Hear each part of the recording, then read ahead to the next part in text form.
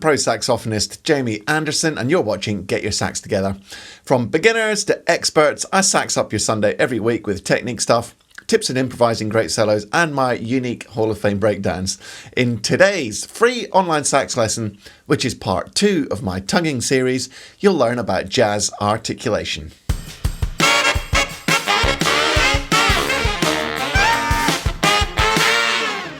Whether you're a beginner on saxophone or even an intermediate player, make sure you check out my first video on tonging, which is linked above on the card now. That video covers some of the most important basics of how to tongue, how to play long and short notes, and how they're notated. In this second tonging video, you'll learn some of the basics about jazz articulation. Before we start, make sure you go down into the description for this video and click the link to download your free PDF cheat sheet for this lesson, which has all the key points from the lesson, plus the John Coltrane Tenor Madness excerpt we're going to study. Finally, if you're bored with scales and you don't know how to structure a productive practice session, or if you struggle with stuff like embouchure, improvising, or technique, go and check out my Saxophone Success Masterclass. It's a full hour of solid teaching that isn't on YouTube to help transform your playing no matter what standard you are. And best of all, it's totally free. Just click the link in the description. On a short YouTube video, I don't have time to get into a lengthy debate about the subtleties and differences in jazz articulation between different players and the ins and outs of how it's all done. Believe me, I could bore you to tears on the topic, but today I just want you to learn the most important information in the shortest time. Jazz tonguing is a very creative and personal thing, so we have to be very careful about establishing rules, as there aren't any really. However, when we hear great jazz players, there does seem to be common ground. Straight away we know it's jazz, so there must be commonalities in regards to tonguing. Let's see what principles we can establish first. Then we'll do a quick case study of an excerpt of John Coltrane to see how it compares to our template. So, principle 1. When you play jazz 8th note lines, it's predominantly a legato style. In other words, it's smooth and connected, and you blow continuously through the line so that it flows. Jazz shouldn't be played in a choppy staccato way. It just won't swing if it's all rumpty-tumpty. Principle 2. As the tempo increases, the tripletness of the 8th notes decreases. I know this isn't specifically a tonguing point, but it's extremely relevant, so I'm mentioning it anyway. Put another way, unless you're playing a really slow swing tempo, your quavers will be straighter than triplet swing. And at most medium and above tempos, they'll be virtually straight. I immediately discovered this for myself when I transcribed Miles' solo on So What when I was a teenager. On that solo and on many other famous jazz recordings, especially at medium tempos and above, the 8th notes are almost straight. Principle 3. Slur the offbeats to the onbeats in a moving 8th note line.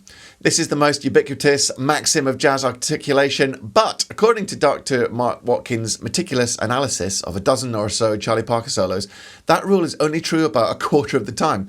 That's right, our much loved and cherished golden rule of jazz is only applicable about 25% of the time, which begs the question, should this even be a rule? I mean, 3/4 of the time it's wrong. Still, it does have some usefulness as a principle, as it's a useful exercise to develop your legato style. So let's take a look. The execution is easy. If you have a string of 8th notes, tongue the first note, then slur the second note to the third note and keep this pattern of alternate offbeat tonguing going. Da, dia, dia, dia, dia. Practicing scales is an easy way to get started, but remember the first 2 principles. Keep it legato and smooth and don't swing the 8ths too much. There should also be a slight emphasis on the offbeat notes, although this will probably happen naturally without you having to think about it.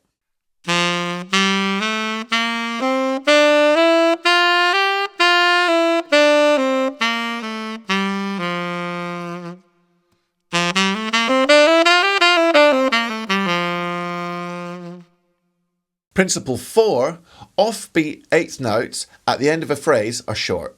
This is virtually always true. So, unlike principle 3, you can take this rule to the bank. Da-da. These concluding offbeat 8th notes are often accented as well. Da-da.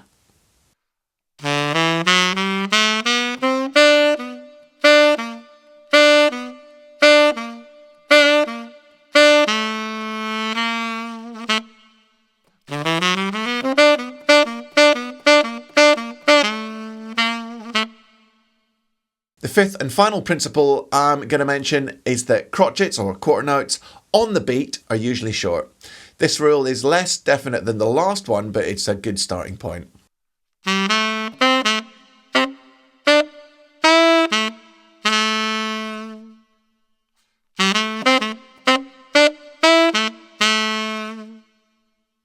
So there's a few guiding principles to get you started. Make it legato. Don't swing your eighth notes too much unless it's down tempo. Slur offbeats to onbeats. Make offbeat eighth notes short at the end of a phrase. And make quarter notes on the beat short. Now let's take an excerpt and forensically look at it to see what happens where the rubber actually hits the road in jazz. I've chosen the first couple of phrases that John Coltrane plays on Tenor Madness. Tenor Madness, a medium-tempo B-flat blues, is a classic jazz recording and the only recording that features both Sonny Rollins and John Coltrane. I think it's safe to say that you can't go far on in studying classics like this if you want to learn how to play jazz. Let's start by listening to Coltrane's articulation on his opening couple of phrases at full speed. I'll play it a couple of times so you get it in your head. Follow the tonguing on screen as I play it. A T means the note is tongued, and an HT means it's half-tongued, but we'll get to that just shortly.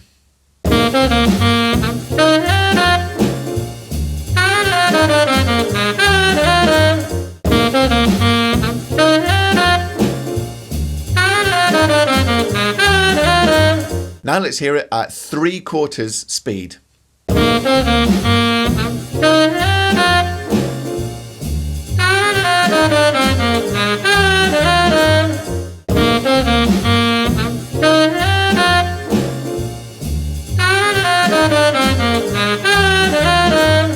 And finally, half speed.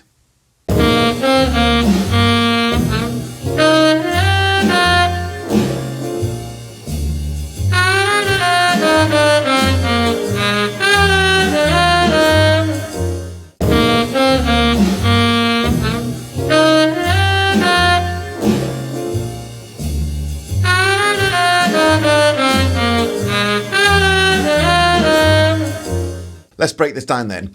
In the first measure, he tongues every note. This rule breaks rule 3 about slurring off beats, although the quarter note on beat 2 is short, which fits rule 5. Continuing on to the second measure, the phrasing is compliant with rules 3 and 4, a slurred offbeat and a short offbeat last note. But, the G has a special type of tonguing called half-tonguing that we have to cover before going any further. A half-tongue is where you place your tongue very lightly on the reed, but not quite enough to stop the sound. It makes a muffled sound, a bit like trying to talk with a blanket over your face. You can put your tongue right into the gap between the reed and the mouthpiece, or near the front of the flat part of the reed, or even on one side of the reed. You can vary how strong the effect is as well. It should sound a bit like this.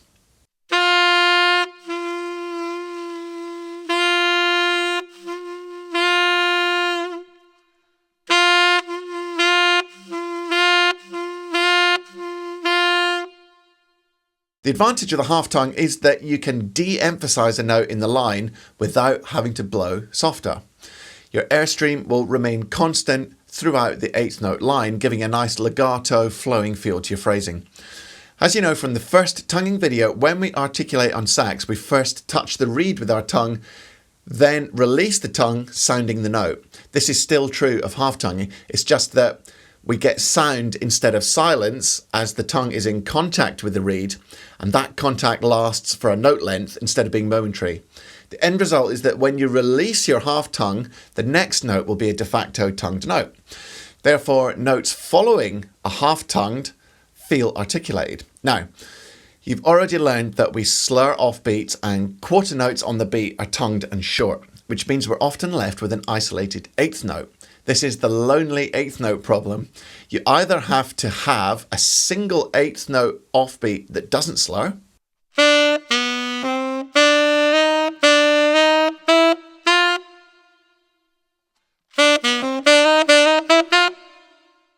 or you have to have a group of 3 eighth notes all slurred.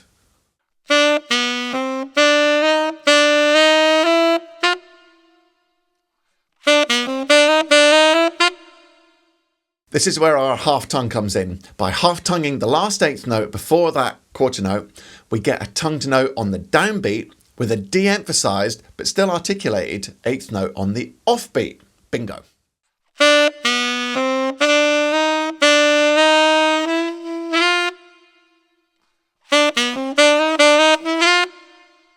Of course, this is only one useful application of the half tongue technique. It can be used all over the place to play various degrees of muted, less emphasized notes. And getting back to our excerpt, that's exactly what train does in the second measure. You could even argue that because the third eighth note in the bar is kind of tongued following the half tongue, we lose our offbeat slurs pattern. So much for principle 3. Told you that rule doesn't have much. Moving on to measure 3 now, the whole triplet and the next eighth note are all slurred, and moving through into measure 4, there's a run of 4 consecutive tongued eighth notes. No rule book for that one. Train then uses another half tongue and finishes off with slurred offbeat eighths a la principle 3. Here's what it all sounds like played very slowly with deliberately overemphasized articulation.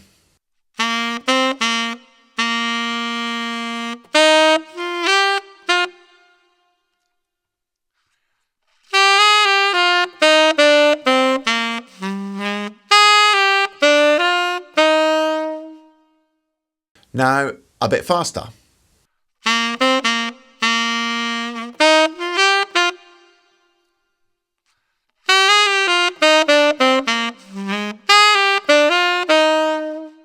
And finally, at full real speed.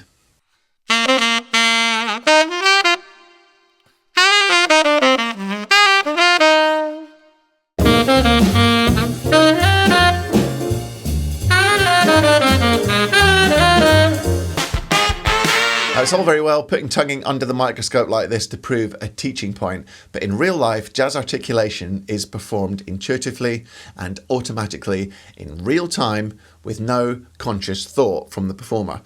Obviously, Coltrane is not thinking, right, let's half tongue this and emphasize that, etc. That's ridiculous. With enough practice and experience, you'll learn just to play lines and you'll intuitively articulate the line to make it swing.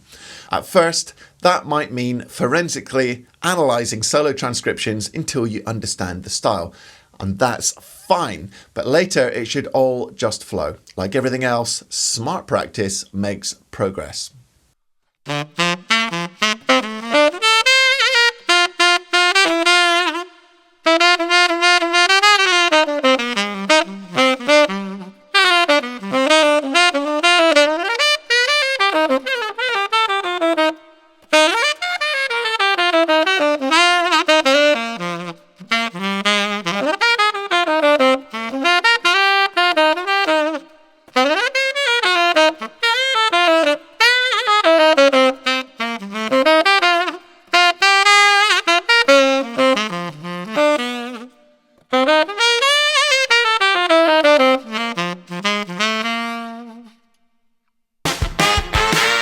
So, wrapping this all up then, first of all, learn the principles and practice them. Then, study the masters and see how the rules are constantly broken and adapted. You'll also see that every player has their own unique approach to articulation. Cannonball Adderley articulates very differently to Sonny Rollins or Grover Washington Jr. And eventually, you'll even develop your own style, which is the ultimate goal. So that's it for this Sunday. I hope you've learned something about jazz articulation and tonguing in general. Don't forget to pick up your free PDF from the link in the description. And if you want to learn some more in-depth sax stuff, go to www.getyoursaxtogether.com/masterclass to get your free 1-hour lesson with me. I'm constantly humbled and encouraged by all your comments and the support you guys give me. So thank you so much for watching and being a part of Get Your Sax Together. If you're digging it, give this video a thumbs up, leave me a comment, subscribe to the channel, click the bell to be notified when I upload new content, and check out my Insta and Facebook pages. Something a bit more off the cuff and light-hearted next week, the worldwide sensation that is the epic sax guy riff. From Coltrane to sax memes, you get it all here. Practice smart, and I'll see you next week. See you later.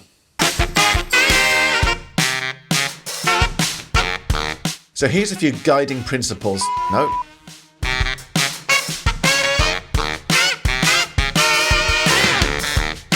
And forensically, and not. Oh, God!